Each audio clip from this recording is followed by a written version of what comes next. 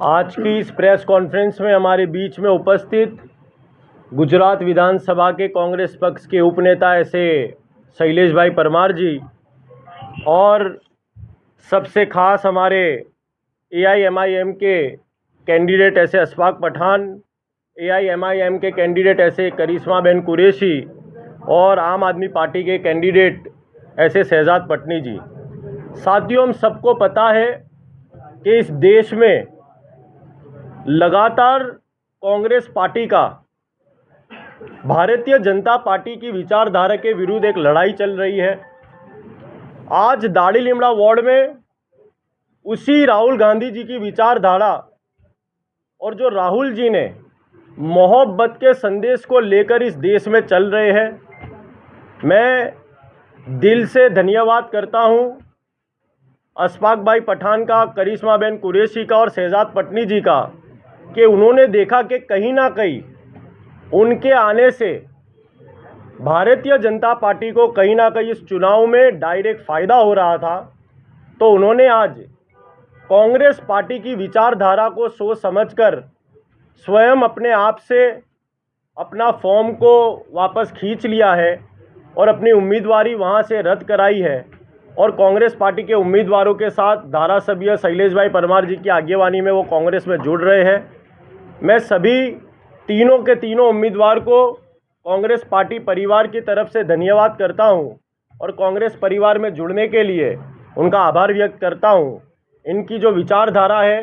वो राहुल जी की विचारधारा और कांग्रेस पार्टी की विचारधारा के साथ मिलकर आने वाले समय में दाढ़ी लिमड़ा विस्तार में विकास कार्यों में और दाढ़ी लिमड़ा विस्तार की जनता के लिए काम करती रहेगी।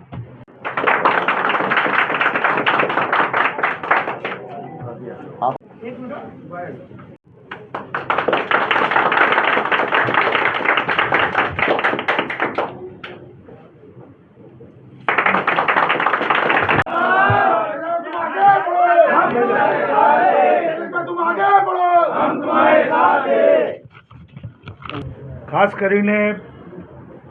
લોકશાહીની અંદર જે રીતનું ભારતીય જનતા પાર્ટી દ્વારા છેલ્લા 3 દિવસથી એ અમદાવાદ શહેર હોય કે ગુજરાત હોય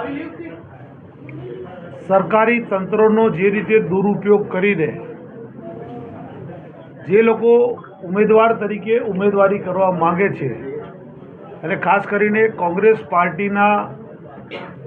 જે ઉમેદવારી પત્રો જે લોકોએ પાછા ખેંચ્યા છે, કોંગ્રેસ પાર્ટીએ આખી એક પ્રોસેસ કરી હતી કે જે લોકો ચૂંટણી લડવા માંગતા હોય તેઓ પોતાનું ઉમેદવારી પત્ર ભરે। જે લોકોએ ઉમેદવારી પત્ર ભર્યું હતું એ લોકોને નિરીક્ષકો દ્વારા એ લોકોનો સેન્સ લેવામાં આવ્યો હતો। એ સેન્સ લીધા પછી એ લોકોને પેનલ બનાવવામાં આવી હતી અને પેનલ બનાવ્યા પછી ઉમેદવાર તરીકે એમને નક્કી કરવામાં આવ્યા હતા। એટલે કોંગ્રેસ પાર્ટીની આખરી પ્રક્રિયામાંથી આ ઉમેદવારો બહાર આવ્યા હતા અને એમને પોતે એવી ઈચ્છા દર્શાવી કે અમે કોંગ્રેસ પાર્ટીમાંથી ચૂંટણી લડવા માંગીએ છીએ। જે રીતનો ભારતીય જનતા પાર્ટી દ્વારા સરકારી દુરુપયોગ થઈ રહ્યો, સરકારી તંત્રનો દુરુપયોગ થઈ રહ્યો છે અને આ સરકારી તંત્રના દુરુપયોગના કારણોસર અમદાવાદ અને સમગ્ર ગુજરાતની અંદર જે કોંગ્રેસ પાર્ટીના ઉમેદવારો છે એને ધાક ધમકી આપવી, જે લોકોના ગુના થયેલા હોય એ લોકો એવા લોકોને પકડવા, જેમના હસબન્ડ સરકારી નોકરી કરતા હોય તો એવા લોકોને પકડવા, આમ સરકારી તંત્રનો ખુલ્લે આમ દુરુપયોગ થઈ રહ્યો છે અને એ કારણોસર કોંગ્રેસની આ પ્રક્રિયામાંથી જે લોકો મજબૂત ઉમેદવાર તરીકે જે લોકો ઉમેદવારી કરીને એમને ઉમેદવાર તરીકે પસંદ કર્યા હતા એવા ઉમેદવારોને આજે ધાક ધમકી અને સરકારી તંત્રના દુરુપયોગના કારણે એમની ઉમેદવારી પણ એ લોકો પાછી ખેંચી રહ્યા છે। मैं शहजाद पटनी 2022 से आम आदमी पार्टी में जुड़ा हूँ और वहाँ से अभी तक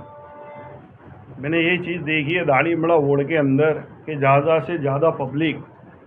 जो परेशान थी, पर परेशान के साथ साथ वो जुड़ना एक सोच विचार के साथ वो एक ही पार्टी के साथ ही थी और आम आदमी के अंदर वो बस एक ही बात थी कि बहुत सी चीज़ें अनफिट थी अंदर।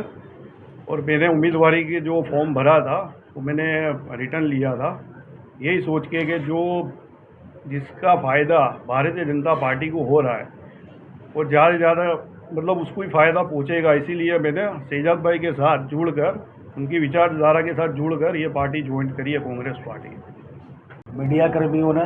હું સ્વાગત કરું છું. મારી આજે એકચ્યુઅલી ડિસાઇડ જે કર્યું છે જે હું 2021થી AIMIM પાર્ટીમાં જોડાયો હતો અને એમની વિચારધારા એવી હતી કે જે દલિત વંચિત મુસ્લિમ સમાજ માટે આપણે કંઈક પક્ષ રાખીએ અને વાતો કરીએ, પણ એ કમિટમેન્ટ્સ ફૂલફિલ થયા નહીં અને ઘણી બધી વાતો હતી અમારા પ્રેસિડેન્ટ સાહેબ એના વિષયમાં અને એવું લાગ્યું કે જે 5 વર્ષ મેં કાઢ્યા છે AIM પાર્ટીને સપોર્ટ કરવાનું જે હું કરતો હતો, મહેનતો અને બધાના લોકોને જોડતો હતો, એટલે પછી એવું લાગ્યું કે ભાઈ કંઈ ના કંઈ આ BJP ને સપોર્ટ કરી રહ્યા છે બેકએન્ડથી. તો મેં નક્કી કર્યું કે હું કોંગ્રેસ પાર્ટીને સમર્થન આપીશ. મારા દાણી લીમડા વોર્ડની અંદર એવું લાગ્યું કે ભાઈ મને એઝ અ કેન્ડિડેટ અહીંયા ટિકિટ આપી છે અને એવું લાગ્યું કે ભાઈ અહીંયા મેજોરિટી અને રેશિયો જે છે એમાં નુકસાન અમારી કોમ્યુનિટીને થઈ શકે છે. તો આપણે નક્કી કર્યું કે હું શહેજાદભાઈને સમર્થન આપીશ, શૈલેષભાઈને સમર્થન આપીશ અને કોંગ્રેસ પાર્ટીની વિચારધારા સાથે હું આગળ વધીશ. બહુ અચ્છા.